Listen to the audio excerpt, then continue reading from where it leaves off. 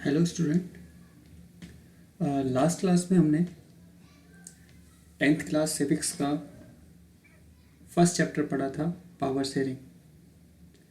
इस power sharing के अंदर हमने सारे अपने कंसेप्ट क्लियर किए थे कि पावर शेयरिंग क्या है। इसके अलावा हमने जाना था कि किस तरह बेल्जियम और श्रीलंका दोनों अपने आप में डाइवर्सिफाइड कंट्री थे, बहुत ज़्यादा डाइवर्सिटी थी यहाँ पे। But both countries adopt a different type of method to ensure power sharing. तो ये हमने लास्ट क्लास में सारी चीज़ें पढ़ी थी। उसके बाद मैंने आपको why power sharing is desirable, forms of power sharing, ये सारी चीज़ें हमने लास्ट क्लास में डिस्कस की थी। तो आज हम सेकंड चैप्टर शुरू करने वाले हैं। चैप्टर शुरू करने से पहले एक बार आप सिलेबस देख लीजिए कि इसमें क्या क्या आएगा। सबसे पहले यहाँ पे देखिए चैप्टर सेकंड फेडरलिज्म। सबसे पहले व्हाट इज फेडरलिज्म, फेडरलिज्म है क्या। उसके बाद what make India a federal country, India को कौन सी चीज़ें फेडरल बनाती हैं। Next, how is federalism practised, and last में डिसेंट्रलाइजेशन इन इंडिया। ये मेनली 4 टॉपिक हैं आपके इस चैप्टर के अंदर, ठीक है।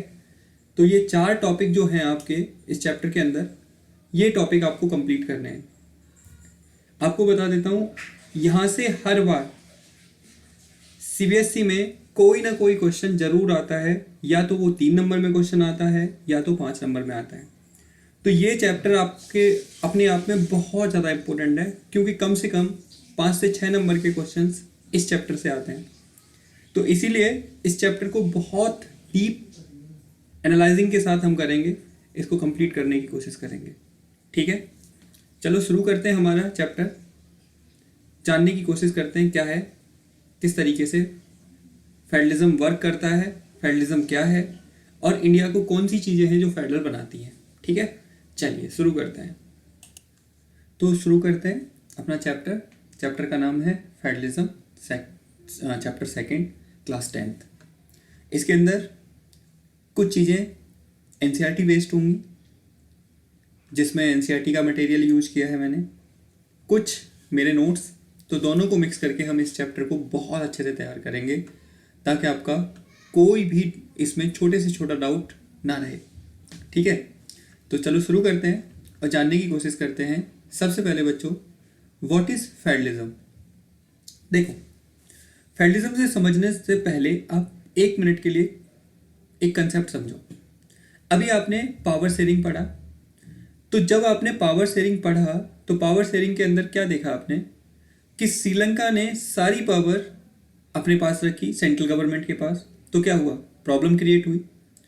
तो वहीं बेल्जियम ने पावर को शेयर किया, उनकी सेंट्रल गवर्नमेंट अलग थी, स्टेट गवर्नमेंट अलग थी, और यहाँ तक कि लोकल लेवल पर जो कम्युनिटी गवर्नमेंट बनती थी वो अलग थी। तो पावर डिस्ट्रीब्यूट हो गई, और पावर डिस्ट्रीब्यूट होकर उन्होंने इतने अच्छे से काम किया कि जो वहाँ पर रीजनल प्रॉब्लम थी, रीजनल डिफरेंसेस थे, रीजनल क्राइसिस थे, उन सारे रीजनल क्राइसिस एंड प्रॉब्लम का बड़ी आसानी से सॉल्यूशन निकाल लिया। तो उसी कंसेप्ट के ऊपर ये चैप्टर बेस्ड है कि किस तरीके से जब पावर को शेयर किया जाता है तो किस तरीके से वहाँ पर फेडरल सिस्टम वर्क करता है। तो सबसे पहले हम जानने की कोशिश करेंगे बच्चों कि आखिर फेडरलिज्म का मतलब क्या है, व्हाट इज फेडरलिज्म, फेडरलिज्म है क्या। सबसे पहले हमारे लिए ये जानना जरूरी है। चलो तो देखते हैं जरा डेफिनेशन फेडरलिज्म की, फिर हम समझ जाएंगे फेडरलिज्म का मतलब क्या है। और देखो एक और बात समझ लीजिए, आखिर फेडरलिज्म का कंसेप्ट क्यों लाया जाता है। जब सारा काम कोई एक गवर्नमेंट कर देगी तो फिर फेडरलिज्म की जरूरत क्या है। तो यहाँ पर फेडरलिज्म की जरूरत नंबर ऑफ रीजन से है। सबसे पहला रीजन है बेटा बच्चों, equal representation of all communities. अब देखो, अब मान लो फेडरल सिस्टम ऑफ गवर्नमेंट नहीं होगा तो प्रॉपर रिप्रेजेंटेशन नहीं मिलेगा, और जब प्रॉपर रिप्रेजेंटेशन नहीं मिलेगा तो बहुत सारे लोग इसके लिए आवाज उठाते रहेंगे तो प्रॉब्लम क्रिएट होगी। दूसरा, ensure inclusive development. Inclusive development मतलब पूरे देश को प्रॉपरली डेवलप करने के लिए फेडरलिज्म का कंसेप्ट चाहिए। तीसरा, फेडरलिज्म क्या करता है, फेडरलिज्म से जो डिफरेंसेस होते हैं उन डिफरेंसेस का आसानी से सॉल्यूशन निकाल लिया जाता है। तो इन सारे रीजंस की वजह से हमें फेडरल सिस्टम की जरूरत होती है, हमें एक फेडरल गवर्नमेंट की जरूरत होती है। तो अब ये तो समझ लिया हमने, अब हम जानते हैं फेडरलिज्म का मतलब क्या है। तो सबसे पहले हम डेफिनेशन देखेंगे और फिर समझने की कोशिश करेंगे। देखो, federalism is a system of government in which the power is divided between a central authority and various constituent unit of the country। अब इसको जरा सामान्य सी भाषा में आप समझने की कोशिश करना। फेडरलिज्म गवर्नमेंट का एक ऐसा सिस्टम है, एक ऐसा प्रकार है जिसके तहत, जिसके अकॉर्डिंग क्या होता है, पावर को डिवाइड कर लिया जाता है सेंट्रल गवर्नमेंट और स्टेट गवर्नमेंट या फिर अदर गवर्नमेंट के बीच में। यानी कि फेडरलिज्म का मतलब आप पहले एक समझने की कोशिश करना। जैसे मान लो मान लो मैंने ये एक पिरामिड बनाया, ठीक है, समझने की कोशिश करना। ये मैंने पिरामिड बनाया, इस पिरामिड की तरह मैंने इसको 3 पार्ट में डिवाइड किया, समझने की कोशिश करना। अब देखो, अब टॉप पर क्या होगी, सेंट्रल गवर्नमेंट होगी। टॉप पर कौन सी गवर्नमेंट होगी बच्चों, सेंट्रल गवर्नमेंट, ठीक है। उसके बाद कौन सी गवर्नमेंट होगी, स्टेट गवर्नमेंट, और उसके बाद लोकल गवर्नमेंट। तो क्या हुआ, पावर डिस्ट्रीब्यूट हो गई। सेंट्रल गवर्नमेंट पूरे देश को देखेगी, पूरे देश को रेगुलेट करने का काम अगर कोई करेगा तो वो कौन करेगा, सेंट्रल गवर्नमेंट। स्टेट गवर्नमेंट किसको देखेगी, सिर्फ अपने स्टेट को। State government only focus on their state. State के अंदर जितने भी काम होंगे वो सारे के सारे स्टेट गवर्नमेंट करेगी, और लोकल गवर्नमेंट अपने लोकल एरियाज को देखेगी। तो फेडरलिज्म का मतलब क्या है बच्चों, फेडरलिज्म का सिंपल सा कंसेप्ट है, federalism is a system of government in which the power is divided between a central authority and various constituent units of the country. कहने का मेरा मतलब क्या है कि फेडरलिज्म को हिंदी में बोलते हैं संघवाद। फेडरलिज्म, संघवाद सरकार का एक ऐसी प्रक्रिया है जिसके तहत पावर को कई पार्ट में डिवाइड कर दिया जाता है। Power central government, state government और लोकल गवर्नमेंट के बीच में डिवाइड कर दी जाती है। इसी फॉर्म को किस नाम से जानते हैं हम, इसी फॉर्म को बच्चों हम फेडरलिज्म के नाम से जानते हैं। क्लियर हुई बात। तो फेडरलिज्म क्या है अगर पूछा जाए तो बता दोगे, फेडरलिज्म का मतलब क्या होता है, फेडरलिज्म क्या है और कैसे वर्क करता है। अब हम बात करेंगे आगे, समझने की कोशिश करना। A federation has 2 level of government.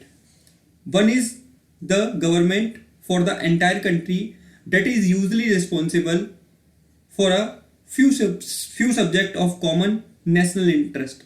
देखो, कॉमनली देखा जाए, यूजुअली देखा जाए तो किसी भी फेडरेशन के अंदर 2 टाइप की गवर्नमेंट होती है, लेकिन सबके अंदर नहीं, कुछ के अंदर 3 टाइप की भी होती है। जैसे India is a federal country, but India has 3 type of government. First is central government, second is state government and third is local government. But in some nations क्या होता है, वहां पर 2 टाइप की ही गवर्नमेंट होती है, एक स्टेट गवर्नमेंट और एक आपका central government. Just like USA. USA में क्या है, एक सेंट्रल गवर्नमेंट है और एक स्टेट गवर्नमेंट है। अब समझने की कोशिश करना। A federation has 2 level of government. One is the government for the entire country that is usually responsible for a few subject of common national interest। कहने का मतलब यहाँ पे क्या बताने की कोशिश की गई है कि फेडरेशन के अंदर मेनली 2 टाइप की गवर्नमेंट होती है। एक गवर्नमेंट जो पूरे देश को देखती है, उस गवर्नमेंट को पूरे देश के नेशनल इंटरेस्ट को देखती है, उस गवर्नमेंट को नेशनल गवर्नमेंट या फिर सेंट्रल गवर्नमेंट के नाम से जानते हैं। क्लियर हो गई बात। उसके बाद देखो, the other are government at the level of province or state that look after much of the day-to-day administrating of their state। कहने का मतलब, इसके बाद बच्चों स्टेट लेवल की गवर्नमेंट होती है। अब देखो स्टेट लेवल की गवर्नमेंट क्या करती है, अपने स्टेट के अंदर डे टू डे के जो भी चीजें होती हैं, डे टू डे की जितनी भी एक्टिविटीज होती हैं उनको रेगुलेट करने का काम कौन करती है, तो वो आपकी स्टेट गवर्नमेंट करती है। इस तरीके से सेंटर और स्टेट गवर्नमेंट मिलकर पूरे देश को रेगुलेट करने का काम करती हैं, पूरे देश को चलाने का काम करती हैं। Both these level of government enjoy their power independent of others, यानी कि दोनों की अपनी अपनी अलग पावर है। सेंट्रल गवर्नमेंट पूरे देश को देखेगी, स्टेट गवर्नमेंट अपने स्टेट को देखेगी, और इस तरीके से दोनों ही गवर्नमेंट वर्क करने का काम करती हैं। तो होप्स हो के अब आपको फेडरलिज्म का कंसेप्ट समझ में आ गया होगा, फेडरलिज्म क्या है और इसके अंदर पावर किस तरीके से डिवाइड होती है, किस तरीके से सेंट्रल गवर्नमेंट पूरे देश को गवर्न करने का काम करती है, जबकि स्टेट गवर्नमेंट आपका स्टेट पर फोकस रहती है, स्टेट पर अपने स्टेट के डे टू डे के फंक्शंस को देखने का काम करती है। क्लियर हो गई यहाँ तक बात? चलिए अब हम बात करेंगे की feature of federalism. Very very important, ध्यान से सुनिएगा। की फीचर ऑफ फेडरलिज्म वो हम जानने की कोशिश करेंगे, ठीक है? चलो हाँ, तो उससे पहले आप की फीचर से समझने से पहले आप एक चीज समझ लीजिए कि आज वर्ल्ड के कौन कौन से देशों में जहां पर क्या है, फेडरल पॉलिटिकल सिस्टम अवेलेबल है। आप एक बार देखिए, यहाँ पे ये साइन दे रखा है और यहाँ से आपको आसानी से पता लग जाएगा कि कौन कौन से देश हैं जहाँ पर क्या है, फेडरल सिस्टम है। देखिए जरा एक बार, आप यहाँ पे आपके मैप में साफ साफ बता रखा है कि कौन कौन से हैं वो जहाँ पर ये अवेलेबल है। देखो आप ये पूरा रीजन देख रहे हो, Canada, United State, Brazil, Argentina, Mexico, Russia, Australia, India, ये आपका Ethiopia, Nigeria, South Africa, Belgium, Germany, Austria, Pakistan, Malaysia, all countries क्या हैं, ये सारी की सारी कंट्रीज़ कहीं ना कहीं कैसी कंट्रीज़ हैं, फेडरल कंट्री हैं। तो ये सारी की सारी कंट्रीज़ फेडरल कंट्री की कैटेगरी में आती हैं। ये आपको अच्छे से बात याद रखनी है, समझे? चलो अब हम देख लेते हैं जरा की फीचर ऑफ फेडरलिज्म। फेडरलिज्म के की फीचर क्या है देखते हैं बच्चों। हाँ, तो हम बात कर रहे थे की फीचर ऑफ फेडरलिज्म। देखो जरा कौन कौन से की फीचर हैं हमारे फेडरल सिस्टम के, तो जानते हैं जरा की फीचर। सबसे पहला की फीचर क्या होता है, देयर आर 2 और मोर लेवल ऑफ गवर्नमेंट। सबसे पहला फीचर, अगर आप देखोगे, अगर आप किसी देश को देखते हो और वहां पर सिर्फ एक टाइप की गवर्नमेंट पाई जाती है तो आप कहोगे ये कंट्री फेडरल नहीं है। फेडरल होने के लिए पहली शर्त क्या है, देयर आर 2 और मोर लेवल ऑफ गवर्नमेंट। वहां कम से कम 2 टाइप की सरकार हो, सेंट्रल गवर्नमेंट, स्टेट गवर्नमेंट, या फिर उससे ज्यादा हो तो चलेगा। तो पहला कंडीशन क्या है, देयर आर 2 और मोर लेवल ऑफ गवर्नमेंट, ठीक है, पहली कंडीशन। दूसरी condition, different tiers of government govern the same citizen but each tier has its own jurisdiction in specific matters of legislation, taxation and administration। क्या मतलब है, यहाँ मतलब ये है कि दोनों ही टाइप की गवर्नमेंट जो है क्या सेम पीपल्स को गवर्न करती हैं, सेम पीपल्स को गवर्न करती हैं, लेकिन दोनों का एरिया सेम होता है। इसको आप 1 मिनट के लिए समझने की कोशिश करना, आपको मैं समझाने की कोशिश करता हूं। जैसे मान लो एग्जाम्पल हम ले लेते हैं, हाँ 1 मिनट, मान लो एग्जाम्पल हम ले लेते हैं। मान लो ये कोई देश है, आप इसको कुछ इस तरीके से समझो, ये कोई देश है एग्जाम्पल। अब यहां पर क्या है, 2 टाइप की गवर्नमेंट बनती हैं, एक सेंट्रल गवर्नमेंट और एक आपका स्टेट गवर्नमेंट। अब ध्यान से समझने की कोशिश करना। मान लो ये कोई स्टेट है, अब इस स्टेट को कोई स्टेट ए देख रहा है। अब समझने की कोशिश करना है यहाँ पे। अब देखो मैंने आपको क्या बताया था, सेंट्रल गवर्नमेंट पूरे देश में गवर्न करेगी। तो आप ये देखो जो स्टेट ए है वो भी तो इस देश में आ रहा है, तो यानी कि सेंट्रल गवर्नमेंट इस स्टेट के लोगों को भी गवर्न करेगी, जबकि स्टेट गवर्नमेंट तो करेगी। तो यहां पर बताया जा रहा है कि जो गवर्नमेंट है वो क्या करेंगी बच्चों, वो सेम पीपल्स को गवर्न करेंगी, लेकिन दोनों की जुडिक्शन अलग होगी, ठीक है, दोनों की जुडिक्शन अलग होगी। जैसे ए स्टेट में सिक्योरिटी का मामला आएगा, डिफेंस का मामला जब भी आएगा, ठीक है, तो वो पावर किसके पास में होगी, सेंट्रल गवर्नमेंट के पास में। जबकि पुलिस का मामला आएगा तो वो पावर किसके हाथ में होगी, स्टेट गवर्नमेंट के हाथ में। जब रेलवे का मामला आएगा तो वो पावर किसके पास में होगी, सेंट्रल गवर्नमेंट के हाथ में। जब रोडवेज का मामला आएगा तो वो पावर किसके हाथ में होगी? स्टेट के हाथ में। तो कहने का मतलब different tyres of government govern the same citizens but each tyre has its own jurisdiction in specific matters of legislation, tax action and administration. Okay, तो ये आपको समझ में आ गया होगा। थर्ड देखते हैं बच्चों, थर्ड क्या है जानते हैं जरा थर्ड को और समझने की कोशिश करते हैं। थर्ड के ऊपर the jurisdiction of the respective level और tiers of government are specified in the constitution, so the existence and authority of each tier of government is constitutionally guaranteed। कहने का मतलब दोनों ही टाइप की गवर्नमेंट की पावर को कॉन्स्टिट्यूशन में ऐसे स्पेसिफाई किया हुआ होता है। दोनों ही टाइप की गवर्नमेंट की पावर्स को स्पेसिफाई किया होता है। जैसे सेंट्रल गवर्नमेंट कहाँ रूल बनाएगी, स्टेट गवर्नमेंट कहाँ रूल बनाएगी, ये पहले से ही कॉन्स्टिट्यूशन में इंश्योर कर दिया जाता है ताकि दोनों एक दूसरे के मामले में क्लैश ना हो, तो ताकि दोनों एक दूसरे के मामले में इंटरफेयर ना करें। ये पहले से ही इंश्योर कर दिया जाता है कॉन्स्टिट्यूशन के अंदर। फोर्थ,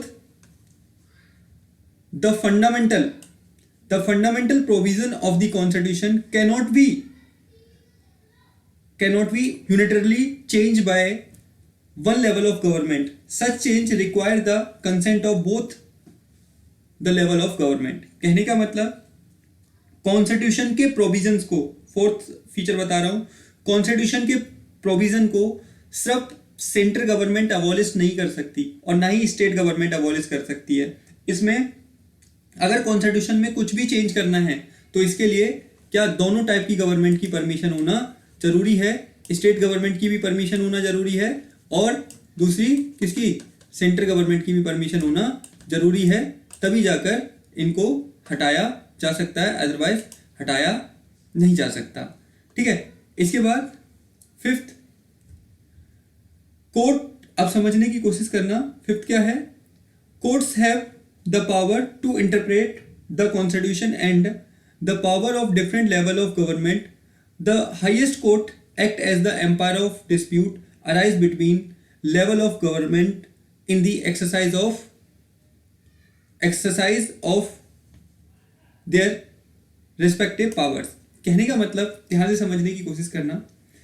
फिफ्थ फीचर क्या है? अब देखो, सेंटर स्टेट गवर्नमेंट है तो जाहिर सी बात है किसी ना किसी मुद्दे को लेकर इनके बीच में डिस्प्यूट होगा।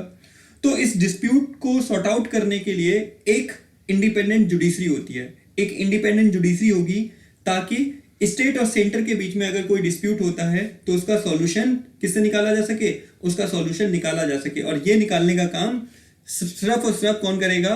किसी फेडरल कंट्री के अंदर जो हाईएस्ट कोर्ट होता है वही करेगा। जैसे इंडिया में हाईएस्ट कोर्ट कौन सा है? Supreme court.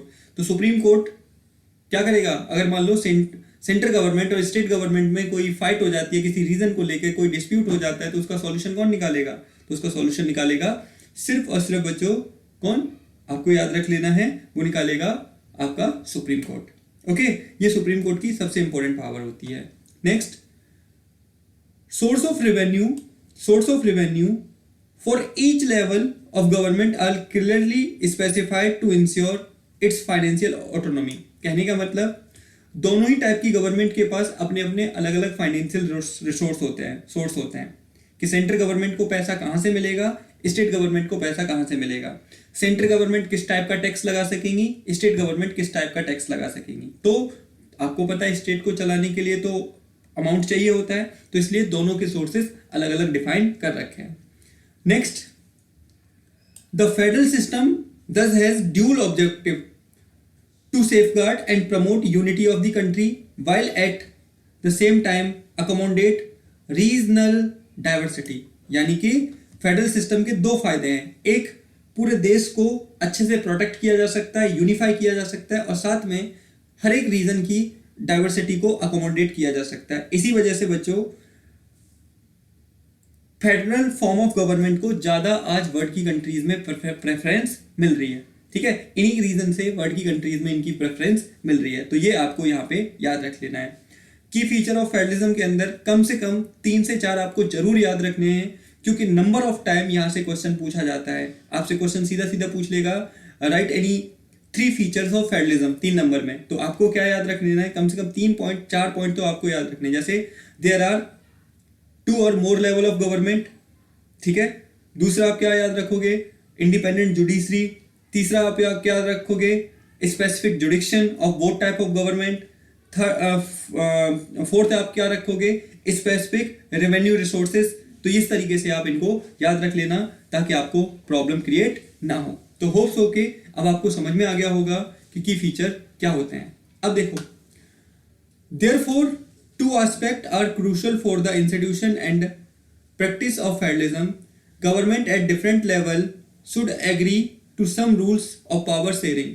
They should also trust that each would abide by the part of the agreement.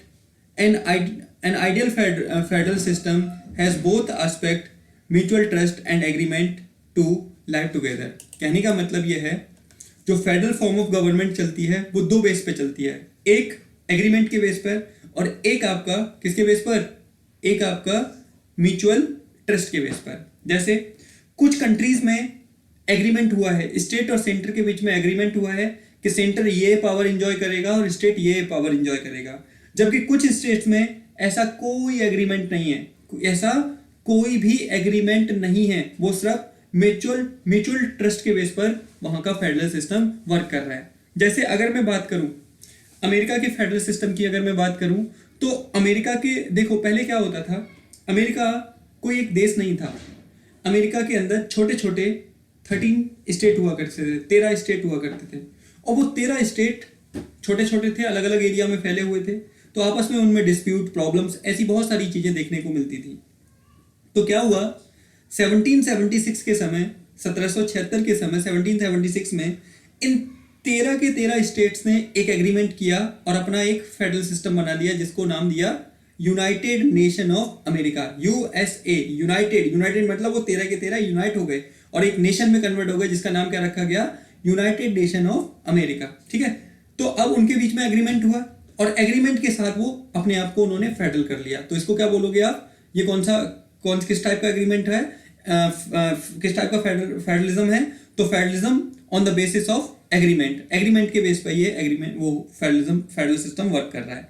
जबकि इंडिया में क्या है बच्चों, इंडिया में यहां से थोड़ा सा अलग है। इंडिया में क्या है, हमारे स्टेट्स के बीच में एग्रीमेंट नहीं है, हमारे स्टेट्स के बीच में एग्रीमेंट नहीं, हमने स्टेट के साथ एग्रीमेंट नहीं किया है, हमने हमारी सेंट्रल गवर्नमेंट और स्टेट गवर्नमेंट के बीच में एक म्यूचुअल ट्रस्ट है और उस म्यूचुअल ट्रस्ट के बेस पर ही हमारा फेडरल सिस्टम गवर्न हो रहा है। अमेरिका के फेडरल सिस्टम में क्या है कि स्टेट जब चाहे तब फेडरल सिस्टम से अलग हो सकते हैं, वो बाहर 13 के 13 स्टेट जब चाहे वो बाहर निकल सकते हैं, लेकिन इंडिया के फेडरल सिस्टम में स्टेट्स को ऐसी पावर नहीं है, वो कभी भी हमारे देश से बाहर नहीं हो सकते, वो कभी भी हमारे देश से बाहर नहीं जा सकते। समझ में आ गई बात? तो ये 2 बातें आपको बहुत अच्छे से याद रख लेनी है। तो होप्स हो कि आपको फेडरलिज्म का मतलब समझ में आ गया होगा क्लियरली। इसके अलावा की फीचर ऑफ फेडरलिज्म समझ में आ गए होंगे क्लियरली कि की फीचर्स क्या होते हैं, कैसे की फीचर्स गवर्न होते हैं, किस तरीके से हम इनको देखते हैं। और तीसरी चीज आपको समझ में आ गई होगी कि federalism on the basis of agreement and federalism on the basis of mutual trust.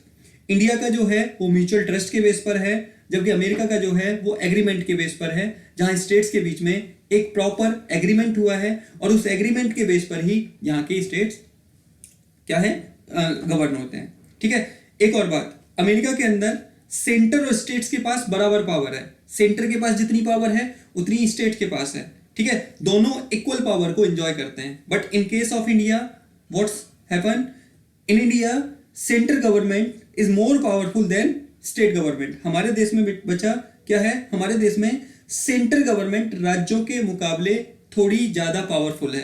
क्यों पावरफुल है वो भी हम डिस्कस करेंगे, आगे समझने की कोशिश करेंगे कि why our constitution makers focused on powerful central government. ठीक है, क्या रीजन था, क्यों था, वो सारी चीजें समझने की कोशिश करेंगे। ठीक है, तो ये था पूरा कंसेप्ट पावर शेयरिंग का और की फीचर का, सॉरी फेडरलिज्म का। तो होप्स हो कि आपको ये सारा समझ में आ गया होगा। नेक्स्ट क्लास में हम बात करेंगे कमिंग टुगेदर फेडरेशन की, होल्डिंग टुगेदर फेडरेशन की, इंडियन फेडरलिज्म की, इन सारी चीज़ों को नेक्स्ट क्लास में हम समझने की कोशिश करेंगे। तो आज के लिए हम इतना ही करते हैं, क्योंकि बच्चों ज़्यादा बड़ा लेक्चर हो जाता है तो अपलोड करने में भी प्रॉब्लम होती है, फिर आपके लिए भी थोड़ा बोरिंग लगने लग जाता है। तो आज के लिए इतना ही। आप इसको कम से कम 2 बार देखिए, अच्छे से देखिए, आपके सारे डाउट्स, सारी चीज़ें आपको समझ में आती जाएंगी, क्लियर होती जाएगी। और एक और बात, साथ में कॉपी पेन लेकर बैठिए, ताकि आप जो भी चीज़ें सुने उनके छोटे छोटे नोट्स बनाएं, ताकि आपको और अच्छे से ये सारी चीज़ें समझ में आती चली जाए। ठीक है, चलो बच्चों आज के लिए इतना ही। और वीडियो देखने के बाद लाइक करिए, शेयर करिए और चैनल को सब्सक्राइब कर लीजिए, ताकि आपको ये वीडियो टाइम टू टाइम मिलती रहे। तो आज के लिए इतना ही। Thank you, good luck.